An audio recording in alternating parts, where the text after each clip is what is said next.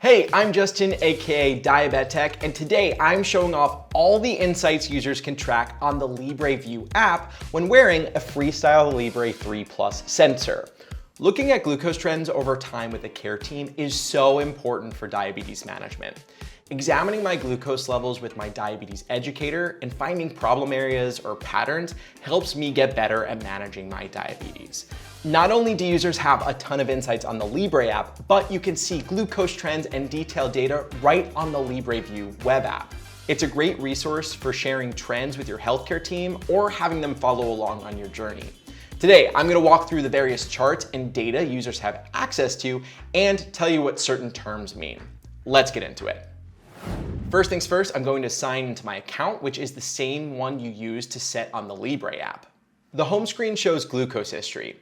Each segment shows average glucose over that period of time, the days of data you were receiving, or in a percentage, and the amount of hypo events. By default, the time period is set to every 2 weeks. It's a great bird's eye view of how my glucose trends have adapted over time.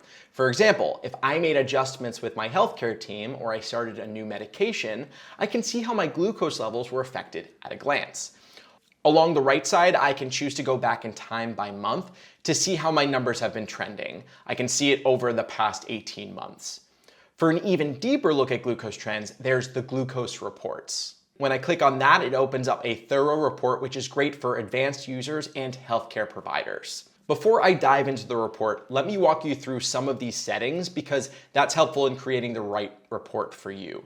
By default, the reports are set in 2-week increments. Along the bottom, using report settings, there are a bunch of customizable options. On the left, the date span for each report segment can be changed from 2 weeks to other time periods, and on the right, different thresholds can be set. Everyone is different and everyone has different goal target ranges that they're trying to achieve. I work with my healthcare team to decide what's best for me. Also at the bottom is the ability to change the final day of the report. That means that this report will be 2 weeks ending on January 5th. On the bottom right, reports can be saved and printed in case someone wants to bring a hard copy to their doctor. Now let's walk through my report. The first page shows my time and range over the last 2 weeks. I can see the percentage I was in target, high and low. On the left, it shows my glucose management indicator, or GMI, which uses average sensor glucose data. It gives you a helpful snapshot of how your glucose is being managed when used alongside your full diabetes care plan.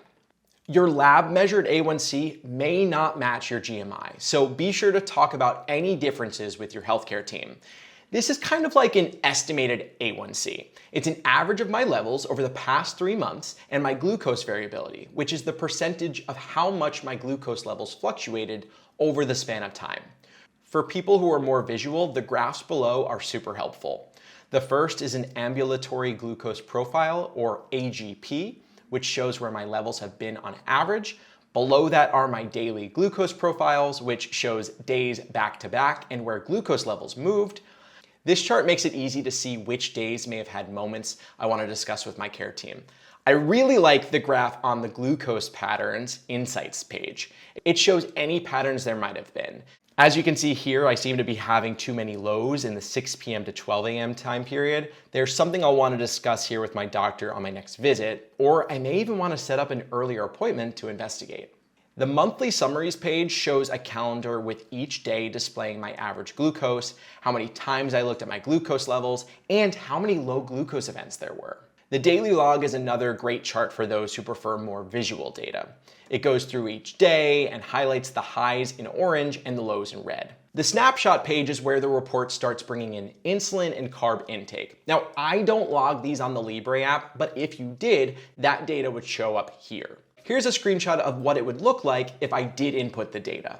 The mealtime patterns page is not one I use very often, but for those who are logging their meals and insulin, as well as using a blood glucose meter, this is where all that info would go.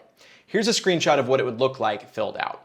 When I was first diagnosed, this is a page I would have used a lot because I was taking multiple injections of insulin a day and I wasn't on an insulin pump.